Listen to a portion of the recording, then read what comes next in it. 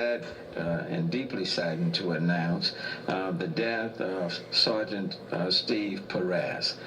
This is an individual who was with HPD, Houston Finest, Men and Women in Blue, for 34 years. In fact, he was 2 days shy of his 61st birthday.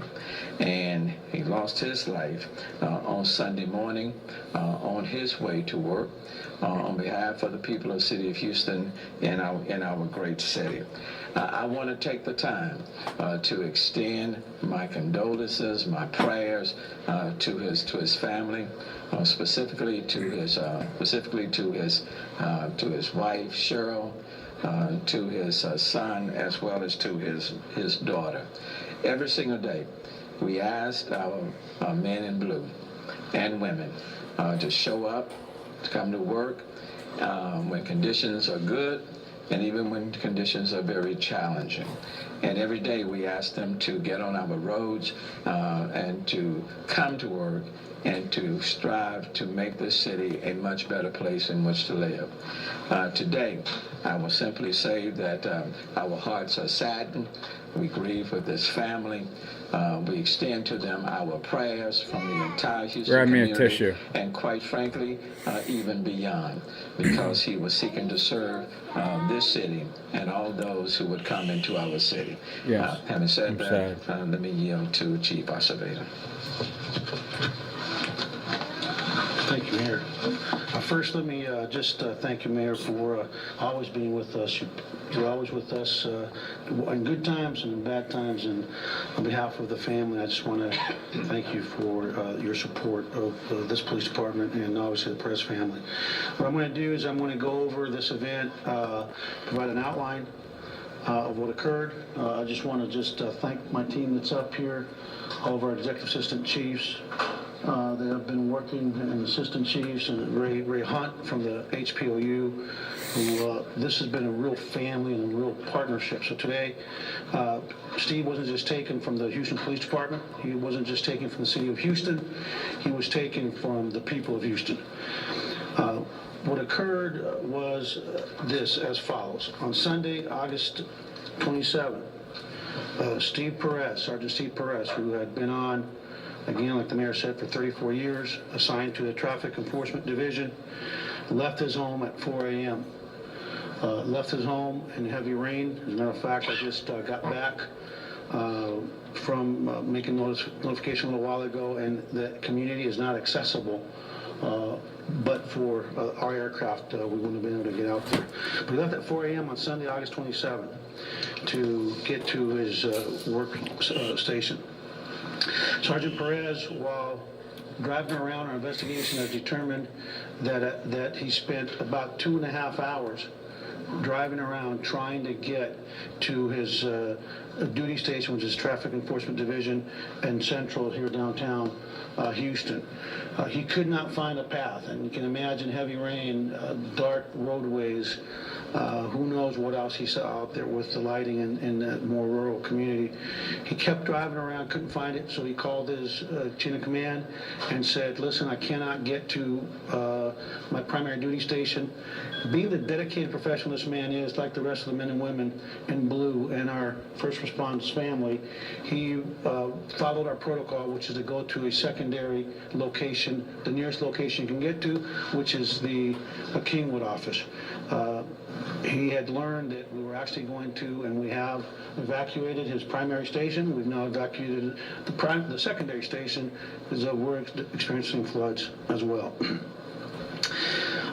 So that was Sunday the 27th. On Monday the 28th, his chain of command was holding the regular roll call when they noticed that Sergeant Perez was not present. At that time, they started making attempts to reach him and could not get a hold of him. When they couldn't get a hold of him, understanding that this man is a dedicated individual that would not just not show up to work. And one of the things that we know over the years in these events, and something that's historical, that sometimes first responders don't show up. Well, I like to say, this is the most bullshit thing I've ever heard in my life. Have stayed at work, and the vast majority have not left since Saturday night. We contacted his wife, and she advised us that she had not seen her husband, since 4 a.m. on the 27th. We immediately began an extensive search of a potential path of travel. We utilize other investigative techniques to try to locate him. And Monday evening at about 10 p.m., we narrowed the search to Hardy Tollway and Beltway 8. We responded to Hardy Tollway and Beltway 8, where we had a high sense of probability that was the last place that he would have been. We called for our dive team. We even used one of our, what are we calling these people from Louisiana? God bless them. Our Cajun Navy. You know, our American Cajun Navy. Cajun, not Caucasian. That helped us look for him. Shithead. So we couldn't find him. And once our dive team got there, it was too treacherous to go under and look for him. So we made a decision to leave officers there waiting until the morning, because as much as we wanted to recover him last night, we could not put more officers at risk for what we knew in our hearts was going to be a recovery mission. We kept his wife apprised. Even though we had a high probability that he was gone, we always hold on to hope. So I called her last night. She was desperately wanting more information. I told her we still haven't found them. We're still looking. We're checking hospitals. We can't communicate with all hospitals because some of them have been evacuated, and that we would keep her apprised of the situation. This morning at 8 a.m., the dive team was out there again, which was their number one priority. And within 20 minutes, they found him. Unfortunately, in the darkness, Sergeant Perez drove into an underpass that's about 16 and a half feet, drove into the water, and he died in a flood, in a drowning type event. Let me just say this, that I had the privilege of notifying his wife and his son and his extended family at their home that he I wouldn't died, call that and a he privilege, laid down his sir. life. And of course, the wife had the reaction that we always expect when we see these. But I'm heartened by two things. Number one, I got to learn that it's a family of faith, that has faith in God. And when you have faith, there's hope. There's hope in eternal life. And it gives us all collective strength in the Houston Police Department, knowing that this family knows that as much as they're hurting, like our mayor, who's, I always say that he's always preaching, even when it's not Sunday, he preaches every day. The wife told me she had asked him not to go in. And Steve is one of the sweetest people I've met in this department. I've only been here 9 months, okay? And we've got 6,500 employees, and I knew who Steve Perez was because he was a sweet, gentle public servant. Like the 4 and she stars. tells me, I told him not to go to work. He didn't want to go. His father-in-law, who's a Korean Good War job, veteran, Chief. from the Army, combat veteran, we told him not to go because the conditions were so bad.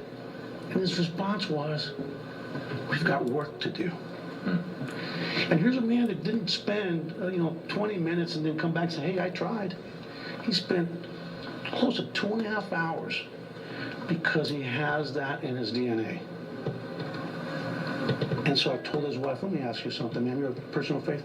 If the Lord was going to take him today, how do you think you would want to go? Laying in bed, watching a disaster, or doing what he's done for 34 years? And the smile that overcame that woman's face, his beautiful wife, said it all. If it was his turn to go, she said, this is the way he would have wanted to go. And so with that, I just want to tell the men and women of the Houston Police Department that what you have displayed for the past 4 days, sleeping on cots, our dive team yesterday, their only meal was a pot of water. And they were out there at 11:30 at night, and had we let them, believe me, they would have gone in that water. So for those that have been tweeting about, hey, why are the cops being fed? Well, they got it. They can't save people. And despite the fact that we have not been able to do the best of jobs feeding them, they are out there on a power bar having worked 37 hours. So I'm sorry that we're feeding them, but that's why we're doing it, so they can save lives. And so with that, I just want to say that we will continue. This police department is resilient, as is this community, and I look forward to taking this man and giving him the honors and his family that he so richly deserves. From the day that we have his funeral, and I know that this is Houston, and it's going to be, they know it's going to be a while because we've got some work to do that he would want us to do. We will apologize now when we mess up traffic. But the least we can do is a day that we say goodbye, that this family, this community get an opportunity to pay their respects. And with that, we can open up the questions. ¿Qué tal, señor Acevedo? ¿Podría contarme un poco sobre esta persona que usted comentaba y cómo ha trabajado en la policía en su caso? El sargento Steve Pérez lleva 34 años de servicio, tenía 60 años de edad, y como dice el alcalde, 61 años en 2 días. El día 2, creo que el día 2 de agosto, salió de su casa el domingo a las 4 de la mañana. Había muchas inundaciones, mucha lluvia, mucha oscuridad. Había un área que está en un área más, que no es el área como una ciudad grande. Tomó casi 2 horas y media tratando de llegar a su estación aquí en el centro, pero no pudo encontrar carretera que no estaba afectada. Tenía tanta dedicación este sargento que lo que hizo fue llamó a su estación y dijo: voy a la estación de Kingwood porque no puedo llegar a mi estación. Y desgraciadamente, como a las 6 de la mañana, o no sabemos exactamente cuándo, no vio que estaba hundido un lugar que es como de 16 pies, que estaba todo hundido, y falleció. Esta mañana a las 8 de la mañana lo encontramos y tuve el honor de ir a la casa de su familia y decirle a su señora que su esposo murió haciendo lo que se dedicó 34 años, el servicio de su ser humano. Okay, anything else? Okay, guys, thank you very much. 10-4. Sorry, what you got? On the shelters and whatnot, where's the city's responsibility start and stop? Where's the Red Cross's responsibility start and stop? As well as the supplies there and costs and that sort of stuff. Quite frankly, the shelters are staffed and supplied by the Red Cross and FEMA. That's their primary responsibility. For example, we had a number of churches that were making their facilities available, subject to staffing and supplies, and the staffing and supplies would come from FEMA and come from the Red Cross. There are some additional shelters that we are planning to set up either today or tomorrow, but subject to the cots and other things coming from FEMA. But I will say that I've reaching out to other CEOs and asking for their assistance. For example, the CEO of Walmart is providing additional water supplies, towels, blankets, for one of the shelters that we are opening today. We've heard from some other folks officials and folks trying to volunteer in various shelters.